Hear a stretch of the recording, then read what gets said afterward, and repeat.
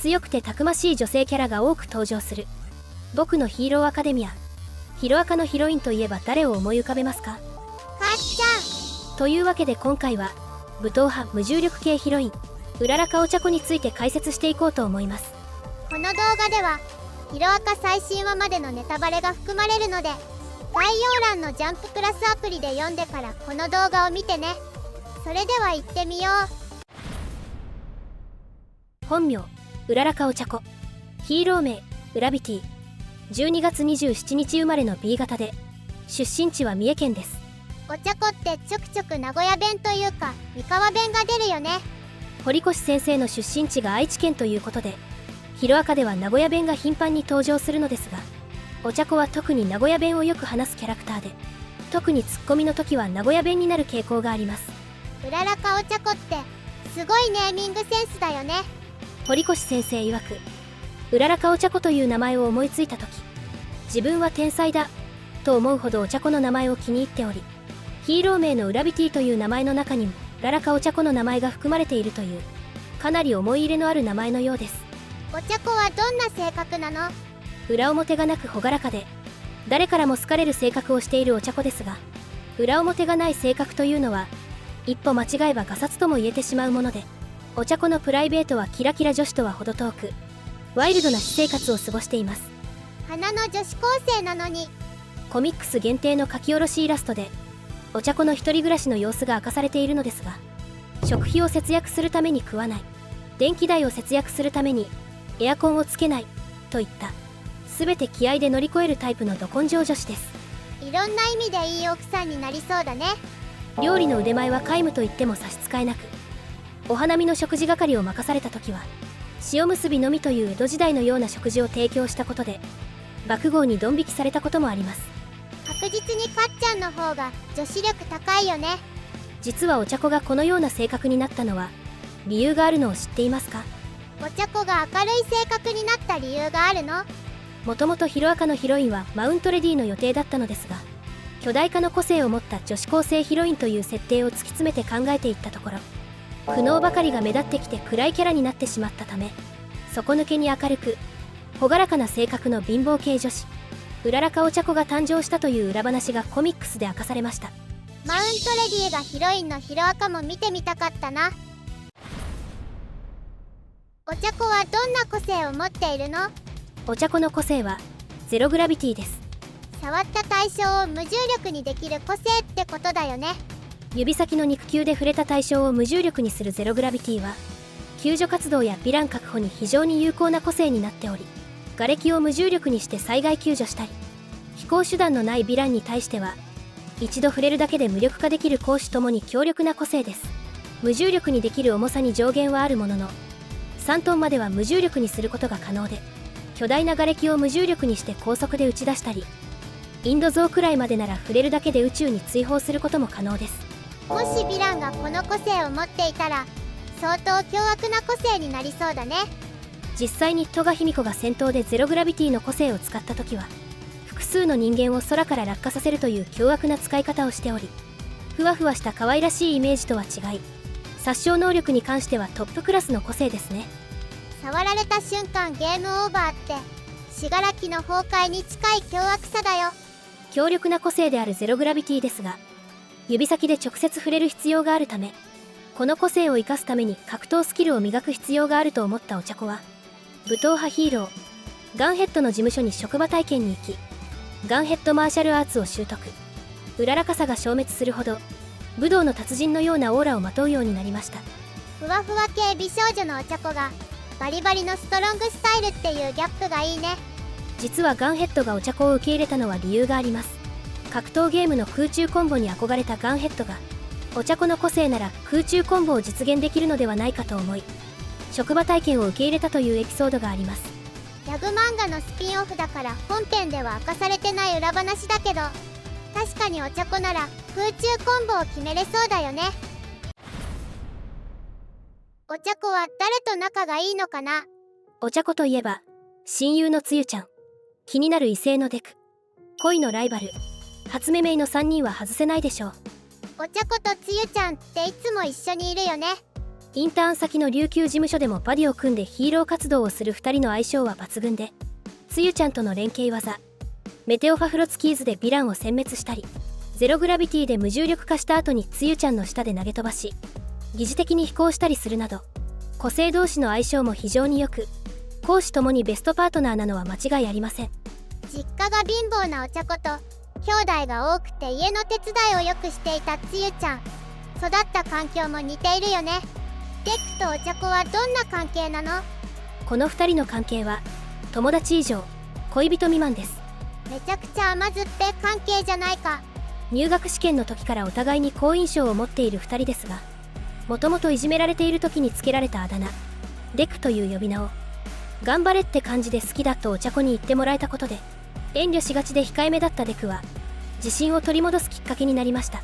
お茶子もデクの真面目さや一生懸命な姿を見ているうちに好きになっちゃったんだよね。お互いに惹かれ合う2人ですが、クソナードのデクはお茶子にうまくアプローチできるはずもなく、頑張っているデクの邪魔をしたくないお茶子は恋心を秘めたままにするという甘酸っぱい恋愛をしているデクとお茶子。プレゼント交換会でデクからもらったオールマイト人形をいつも持ち歩いているお茶子は、恋心がデクの邪魔にならないよう自分の気持ちをオールマイト人形と共にしまっておくことに決めました。お似合いのカップルなんだけど進展遅そうだよね。最終章でオール・フォー・ワンから標的にされたデクは、大切な人たちを危険から遠ざけるためUA高校を出て一人でヴィランと戦い始めるのですが、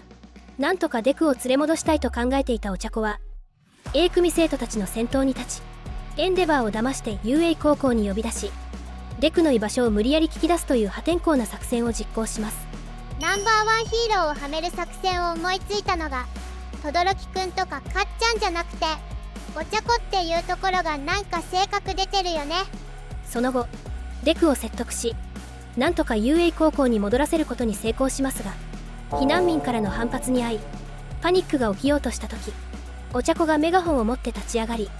避難民たちを説得します。お茶子って貧乏な実家を助けるために稼ぎのいいヒーローになりたいって言ってたけど、本当はヒーローを助けるヒーローになりたいと思っているんだよね。デクは信楽、お茶子は戸賀卑弥呼を救いたいと思っており、同じ悩みを共有した2人は2人とも変だねと笑い合い最終決戦に挑みます。この2人には幸せになってほしいけど死亡フラグが立ちまくってて不安になるよ。最後の初芽ちゃんとお茶子はどんな関係なの？一言で言うと恋のライバルです。UA 体育祭で同じチームになって以来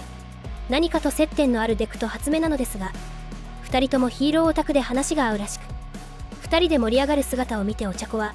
モヤモヤした気持ちを抱えてしまいます。自分が話しかけるとテンパって目をそらすのに、初芽ちゃんと話すときは楽しそうに盛り上がってるからお茶子からしたら嫉妬しちゃうよね。クソナード気質で女子とろくに話したことがないデクはお茶子を意識しているからこそ緊張してしまうのですが、そんなことがお茶子に伝わるはずもなく、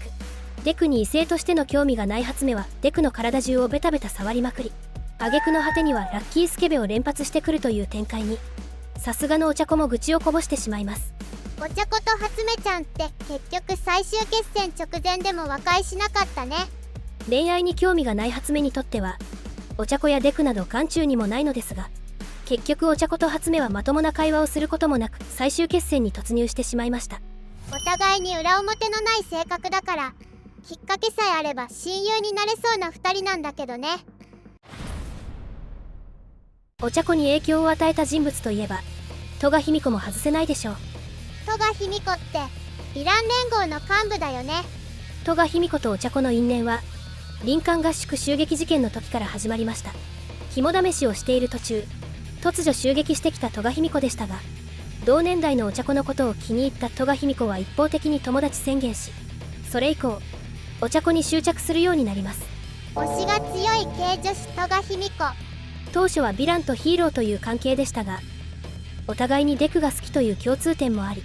普通の友達のようにお茶子と恋バナをしたい戸賀卑弥呼に対して、ヒーローとしてヴィランである戸賀卑弥呼を止めたいお茶子。本当は仲良くしたいだけなのに、生まれ持った性癖のせいで好きな人を傷つけてしまう戸賀卑弥呼は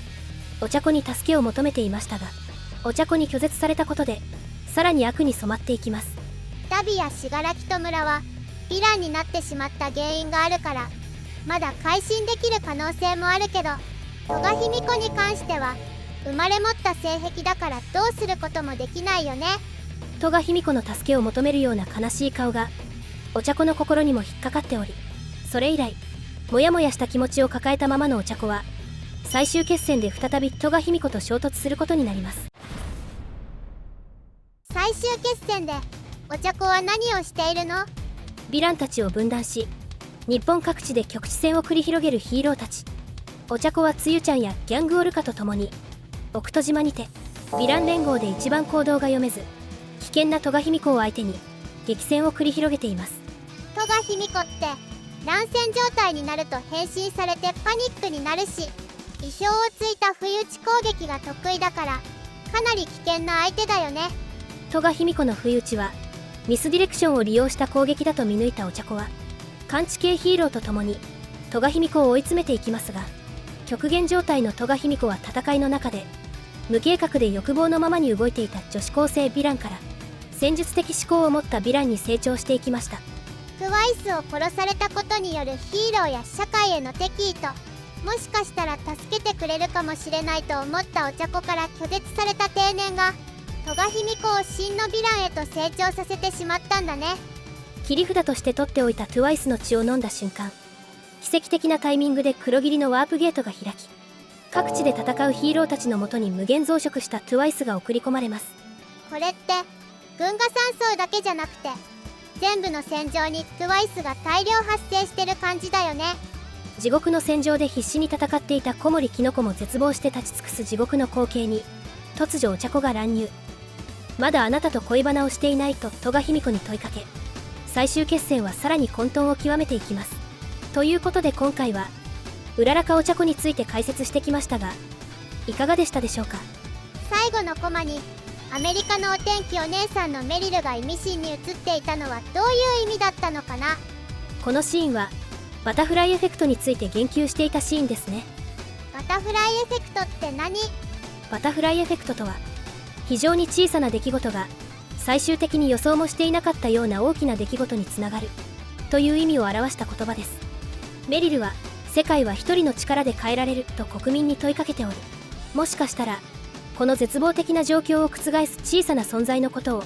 示唆しているのではないでしょうか。それは一体誰のことなの？それはお茶子なのかエリちゃんなのか、はたまた今後現れる助っ人のことを暗示しているのか、まだまだ最終決戦は荒れそうですね。それでは次の動画でお会いしましょう。クルスウルトラ